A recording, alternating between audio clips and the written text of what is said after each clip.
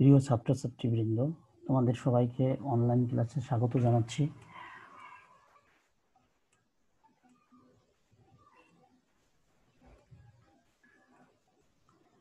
তোমাদের আজ পদার্থবিজ্ঞান প্রথম পত্রের চতুর্থ অধ্যায়ের অর্থাৎ নিউটনীয় বলবিদ্যার দশম ক্লাস নিব।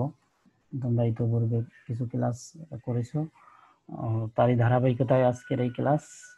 তোমরা এই ক্লাস শেষে যেটি জানতে পারবে তা হলো জড়তার ভ্রামক ও চক্রগতির ব্যাসার্ধের প্রায়োগিক সমস্যা ও তার সমাধান এবং সৃজনশীল প্রশ্নের সমাধান। আমরা একটা সৃজনশীল প্রশ্ন করব এবং তার সমাধান করব। আর জড়তার ভ্রামক আর চক্রগতির ব্যাসার্ধের প্রায়োগিক সমস্যা আমরা পূর্বে কিছু আলোচনা করেছি, আর আজকে একটা আলোচনা করব।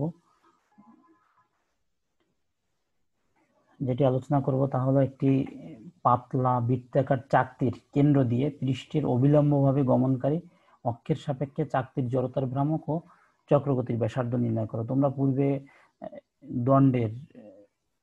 দণ্ডের মধ্যবিন্দু দিয়ে এবং দণ্ডের প্রান্ত দিয়ে গমনকারী অক্ষের সাপেক্ষে দণ্ডের জড়তার ভ্রামক ও চক্রগতির ব্যাসার্ধ আমরা নির্ণয় করেছি।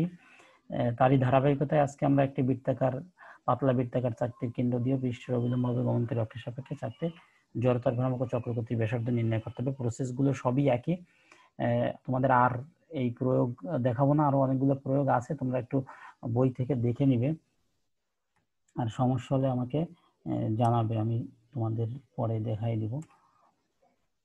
আমরা একটা পাতলা বৃত্তাকার চাকতি নেই, একটি পাতলা বৃত্তাকার চাকতি, একটা পাতলা বৃত্তাকার চাকতি পৃষ্ঠের অবিলম্বভাবে গমনকারী। এই যে একটা অক্ষ, এই অবিলম্ব মানে এই পৃষ্ঠের সাথে লম্বভাবে, এই যে কেন্দ্র দিয়ে লম্বভাবে, এখানে এইভাবে দেখানো যাচ্ছে না তাই মনে হচ্ছে এরকম গিয়েছে, কিন্তু এটা এই কেন্দ্র থেকে লম্বভাবে আছে এই অক্ষটা, পিকিউ অক্ষটা। এই পিকিউ অক্ষের সাপেক্ষে চাকতির জড়তার ভ্রামক আর চক্রগতির ব্যাসার্ধ আমাদের নির্ণয় করতে হবে। তার জন্য ধরে নিলাম একটি পাতলা বৃত্তাকার চাকতি যার ভর কেন্দ্র ও, এই ও হচ্ছে তার ভর কেন্দ্র, ও পৃষ্ঠের সাথে লম্বভাবে গমনকারী অক্ষ পিকিউ। পিকিউ অক্ষটা এই পৃষ্ঠের সাথে লম্বভাবে ও থেকে উপর নিচ, এই উপর নিচে গমনকারী এর অক্ষের জড়তার ভ্রামক ও চক্রগতির ব্যাসার্ধ আমাদের এটা নির্ণয় করতে হবে। এক্ষেত্রে আমরা ধরে নেই চাকতির ভর এম। এই যে পুরো চাকতিটা, এই চাকতিটার ভর হচ্ছে বড় হাতের এম এবং ব্যাসার্ধ আর, অর্থাৎ এই কেন্দ্র থেকে এই পর্যন্ত টোটাল এই ব্যাসার্ধটা হচ্ছে আর। তাহলে চাকতির ক্ষেত্রফল কত? চাকতির ক্ষেত্রফলকে আমরা ধরে নিলাম এ সমান সমান পাই আর স্কয়ার। একটা বৃত্ত, চাকতিটা মানে একটা বৃত্ত, তার ক্ষেত্রফল হচ্ছে পাই আর স্কয়ার, এটা আমরা পূর্বেই জানি। তাহলে প্রতি একক ক্ষেত্রফলের ভর কত হবে? এটাকে ধরে নিলাম প্রতি একক ক্ষেত্রফলের ভর সিগমা, এই চিহ্নটাকে সিগমা বলে, প্রতি একক ক্ষেত্রফলের ভর। তাহলে টোটাল ভর হচ্ছে এম, অর্থাৎ পাই আর স্কয়ার ক্ষেত্রফলের ভর হচ্ছে এম। এই টোটাল অংশটা কত? পাই আর স্কয়ার। তাহলে পাই আর স্কয়ার ক্ষেত্রফলের ভর এম যদি হয়, তাহলে একক ক্ষেত্রফলের ভর কত হবে? M by pi r square. তাহলে এই প্রতি একক ক্ষেত্রফলের ভর সিগমা ধরে নিলাম m by pi r square. এটা পূর্বে তোমরা দেখেছো, দণ্ডের ক্ষেত্রেও সেই একই রকম ভাবে আমাদের নির্ণয় করতে হচ্ছে। উক্ত পিকিউ অক্ষ থেকে এক্স দূরত্বে ডিএক্স প্রস্থের একটি ক্ষুদ্র বলয় আকারের অংশ বিবেচনা করি, যার ক্ষেত্রফল আমরা কি করলাম, যে চাকতির কেন্দ্র থেকে এক্স দূরত্বে, এই দূরত্বটা ধরে নিলাম এক্স। এক্স দূরত্ব থেকে এই যে ছোট একটা অংশ নিয়েছি, এটা হচ্ছে ডিএক্স পুরুত্ব। এই পুরো অংশটা হচ্ছে ডিএক্স পুরুত্বের একটা অংশ বিবেচনা করলাম। কেন্দ্র থেকে এক্স দূরত্বে ডিএক্স পুরুত্বের একটা অংশ আমরা বিবেচনা করলাম। সেটা এখানে বলা আছে যে উক্ত পিকিউ অক্ষ থেকে এক্স দূরত্বে ডিএক্স প্রস্থের একটি ক্ষুদ্র বলয় আকারের অংশ, অর্থাৎ বলয় মানে কি? একটা ক্ষুদ্র রিং। আমরা যদি একটা রিং চিন্তা করি, তাহলে সেই রিং এর মতন একটা অংশ হবে যদি এক্স দূরত্বে ডিএক্স প্রস্থের একটি ক্ষুদ্র অংশ নেই। তাহলে বলয় আকার অংশ বিবেচনা করি, যার ক্ষেত্রফল কত হবে? ডিএ। ডিএ একটা রিং এর ক্ষেত্রফল। বৃত্তের পরিধি কত? 2 পাই আর। তাহলে 2 পাই আর সেটা, এবং 2 পাই আর মানে কত? এক্স। তার কত দূরত্ব নিয়েছি? এক্স দূরত্ব, অর্থাৎ তার ব্যাসার্ধ হচ্ছে এক্স। এই জন্য 2 পাই এক্স এবং পুরুত্ব কতটুকু? ডিএক্স, অর্থাৎ প্রস্থ। তাহলে সেই অংশটা নিলে আমরা বলয়ের ক্ষেত্রফলটা পাবো।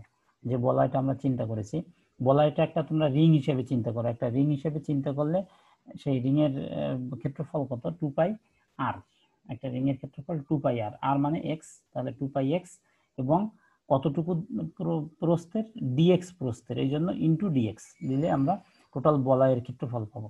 সেই বলয়ের ক্ষেত্রফলটা হবে dA।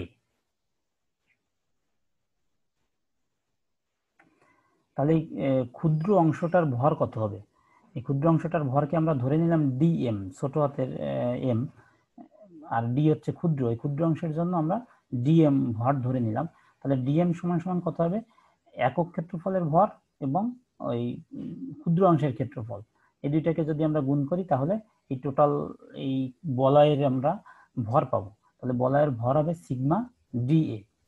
তাহলে এটাকে আমরা সিগমার মান আমরা জানি যে সিগমা কত, m by pi r square. আমরা এই তো করে দেখে এসেছি m by pi r square হচ্ছে সিগমা একক ক্ষেত্রফলের ভর।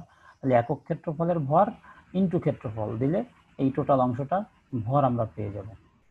একক ক্ষেত্রফলের ভর যদি m by pi r square হয় তাহলে 2 পাই x dx অংশের ক্ষেত্রফল হবে m by pi r square into 2 pi x dx। দেখো আবার একটু চিন্তা করে দেখো যে একক ক্ষেত্রফলের ভর আমরা ধরে নিয়েছি কত, m by pi r square, এটা হচ্ছে একক ক্ষেত্রফলের ভর। তাহলে একক ক্ষেত্রফলের ভর যদি এটা হয় তাহলে এই যে dA ক্ষেত্রফল, তাহলে এটার ভর কত হবে, ইনটু dA, এই 2 পাই x dx। তাহলে এটা হচ্ছে এই ক্ষুদ্র বলয়ের ভর। তাহলে উক্ত PQ অক্ষের সাপেক্ষে ক্ষুদ্র অংশের জড়তার ভ্রামক, তাহলে আমরা ক্ষুদ্র অংশের ভর পেয়ে গেলাম। তাহলে ক্ষুদ্র অংশের ভর যেহেতু পেয়ে গেলাম তাহলে ক্ষুদ্র অংশের জড়তার ভ্রামক কত হবে, DI, সেটাকে ধরে নিলাম ক্ষুদ্র অংশের জড়তার ভ্রামক DI। তাহলে DI সমান সমান কত, x স্কয়ার dm। আমরা জানি যে জড়তার ভ্রামক কত, summation of m r square. তাহলে m মানে কি, dm, এই যে m হচ্ছে ক্ষুদ্র অংশের ভর হচ্ছে dm এবং তার দূরত্ব কতটুকু, x, তাহলে x square summation of m r square, তাহলে আর মানে x, x স্কয়ার। এখানে আমরা dm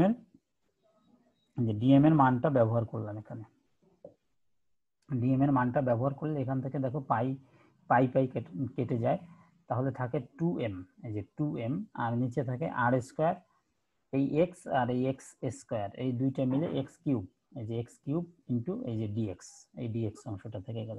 তাহলে এটা হচ্ছে ক্ষুদ্র অংশের জড়তার ভ্রামক।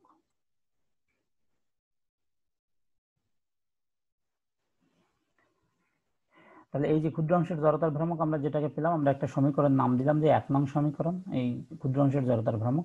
এই সমীকরণটিকে x সমান সমান 0 থেকে x সমান সমান r সীমার মধ্যে সমাকলন করলে সমগ্র পাতের জড়তার ভ্রামক পাওয়া যাবে। কেন, আমাদের পাতটা শুরু হয়েছে কোথা থেকে, x সমান সমান 0 থেকে, অর্থাৎ ভর কেন্দ্র যেটা 0, সেই 0 থেকে শুরু করে আমাদের ব্যাসার্ধ কত, চাকতির ব্যাসার্ধ হচ্ছে r।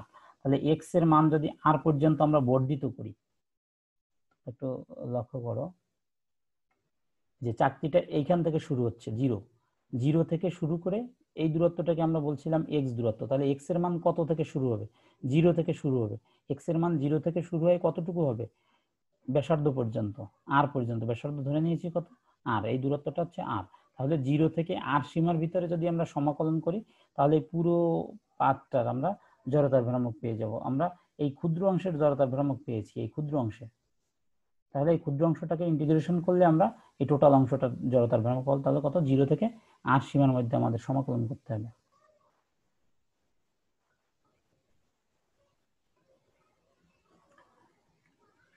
তাহলে কি হবে, i সমান সমান এই জড়তার ভ্রামককে আমরা ধরে নিলাম যে সমগ্র পাতের জড়তার ভ্রামক i সমান সমান ইন্টিগ্রেশন 0 থেকে i, লোয়ার লিমিট হচ্ছে 0, আপার লিমিট হচ্ছে i di। তো di কে ইন্টিগ্রেশন করলে আমরা i পাবো। আবার এখানে di আমরা মানটা ব্যবহার করলাম, di সমান সমান কত, যে di 2m by r square x cube dx, এই যে 2m by r square x cube dx। এবার লিমিট চেঞ্জ হয়ে গিয়েছে, দেখো 0 থেকে r, কেন, এখানে চলক হয়ে গেছে x। তাহলে x এর মান কত, x এর মান 0 থেকে r সীমার ভিতরে, তাহলে 0 থেকে r পর্যন্ত। তাহলে লোয়ার লিমিট হচ্ছে 0 এবং আপার লিমিট r। তাহলে 0 থেকে আমরা r সীমার মধ্যে সমাকলন করব। এখানে ধ্রুবক কি, 2 ধ্রুবক, m চাকতির ভর, এটাও ধ্রুবক, r স্কয়ার, r চাকতির ব্যাসার্ধ। তাহলে চাকতির ব্যাসার্ধ তো পরিবর্তনশীল নয়, তাহলে এটাও একটা ধ্রুবক রাশি, এই জন্য r স্কয়ার, এটাকে বাইরে নিয়ে আসলাম। এখানে চলক শুধুমাত্র এক্স ডিএক্স, এক্স অংশটা চলক, এই জন্য চলককে আমরা সামনে রাখলাম।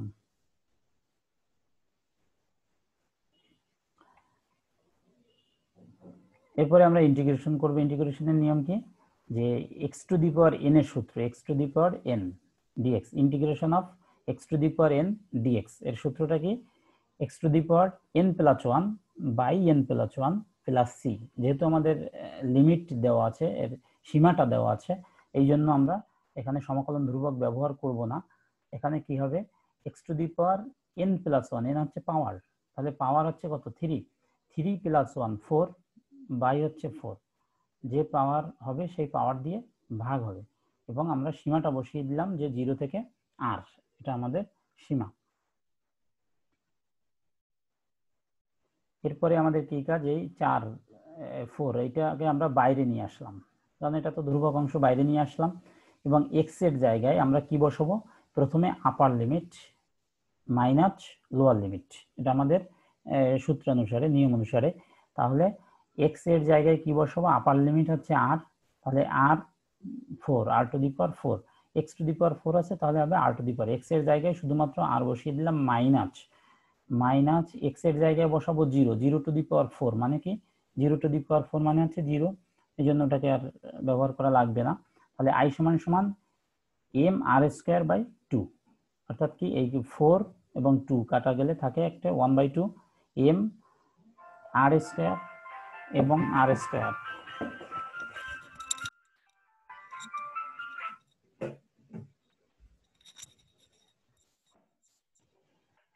তাহলে থাকে m r স্কয়ার বাই 2।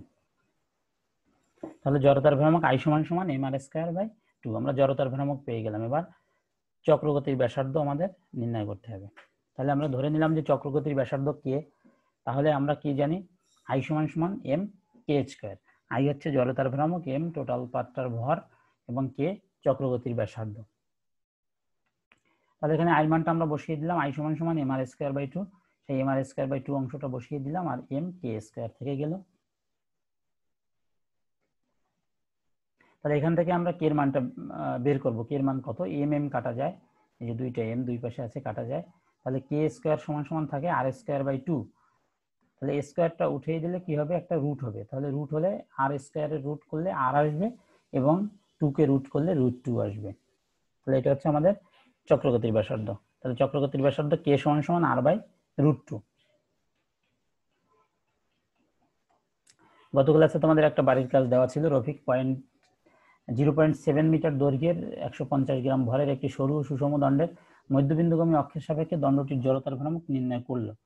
অতঃপর দণ্ডটিকে গলিয়ে 5 মিটার ব্যাসার্ধের পাতলা চাকতিতে পরিণত করে তার কেন্দ্র দিয়ে পৃষ্ঠের অবিলম্বভাবে গমনকারী অক্ষের সাপেক্ষে একই কৌণিক বেগে ঘুরালো। অর্থাৎ একটা সরু ও সুষম দণ্ডটাকে গলিয়ে সে একটা চাকতিতে পরিণত করলো, তারও জড়তার ভ্রামক নির্ণয় করলো। তাহলে এখানে আমাদের প্রশ্ন ছিল জড়তার ভ্রামক কাকে বলে। তোমরা পূর্বে জানো যে অ্যালুমিনিয়ামের পয়সনের অনুপাত 0.33 বলতে কি বোঝায়, তোমরা পয়সনের অনুপাতটা হয়তো পড়োনি এখনো। রফিক দণ্ডটির জড়তার ভ্রামক কত নির্ণয় করেছিল, আর উদ্দীপকে উল্লেখিত কোন ক্ষেত্রে জড়তার ভ্রামক বেশি সেটা মতামত দিতে হবে আমাদের। জড়তার ভ্রামক কাকে বলে, তোমরা পূর্বেই জানো যে কোনো নির্দিষ্ট সরলরেখা থেকে কোনো দৃঢ় বস্তুর প্রত্যেকটি কোণার লম্ব দূরত্বের বর্গ এবং প্রত্যেকের ভরের গুণফলের সমষ্টিকে ওই সরলরেখার সাপেক্ষে বস্তুর জড়তার ভ্রামক বলে। i সমান সমান summation of m r square, total ভর এবং ঘূর্ণন অক্ষ থেকে লম্ব দূরত্বের গুণফলের বর্গের সমষ্টি হচ্ছে জড়তার ভ্রামক, আমরা পূর্বেই জেনেছি। অ্যালুমিনিয়ামের পয়সনের অনুপাত 0.33 বলতে কি বোঝায়,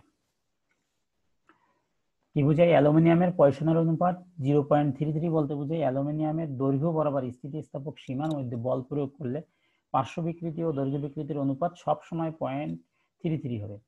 অর্থাৎ আমরা স্থিতিস্থাপক সীমার মধ্যে যদি আমরা বল প্রয়োগ করি, তাহলে কোন একটা রাবারকে যদি আমরা টান দেই, তাহলে তার কি হবে, একসাথে পার্শ্ব হ্রাস পাবে, এটাকে বলি আমরা পার্শ্ব বিকৃতি, এবং দৈর্ঘ্য বৃদ্ধি পাবে।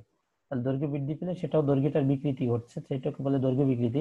এই পার্শ্ব বিকৃতি এবং দৈর্ঘ্য বিকৃতির অনুপাতকে আমরা বলি পয়সনের অনুপাত স্থিতিস্থাপক সীমার মধ্যে। তাই বলা আছে স্থিতিস্থাপক সীমার মধ্যে কোনো বস্তুর পার্শ্ব বিকৃতি এবং দৈর্ঘ্য বিকৃতির অনুপাত একটি ধ্রুব সংখ্যা হয়, এটা হচ্ছে পয়সনের অনুপাত। সেই পয়সনের অনুপাত হবে 0.33।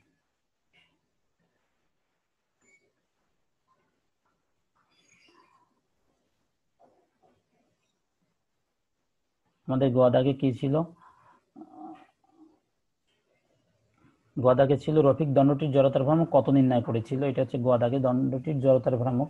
এই যে দণ্ডটি 0.7 মিটার দৈর্ঘ্যের, এই দণ্ডটির জড়তার ভ্রামক নির্ণয় করেছিল কত, সেটা আমাদের বের করতে হবে। কোন ক্ষেত্রে জড়তার ভ্রামক বেশি, তার মানে এই চাকতিটারও জড়তার ভ্রামক নির্ণয় করতে হবে গুহায়ের ক্ষেত্রে।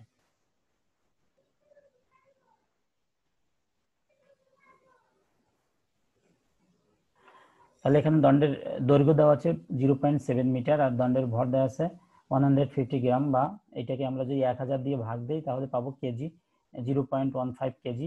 আর দণ্ডের জড়তার ভ্রামক I সমান এটা আমাদের বের করতে হবে। আমরা জানি একটি সরু ও সুষম দণ্ডের দৈর্ঘ্যের মধ্যবিন্দু দিয়ে এবং দৈর্ঘ্যের লম্বভাবে গমনকারী অক্ষের সাপেক্ষে দণ্ডের জড়তার ভ্রামক কত আমরা পূর্বে দেখে আসছি। I সমান ml²/12, ml²/12।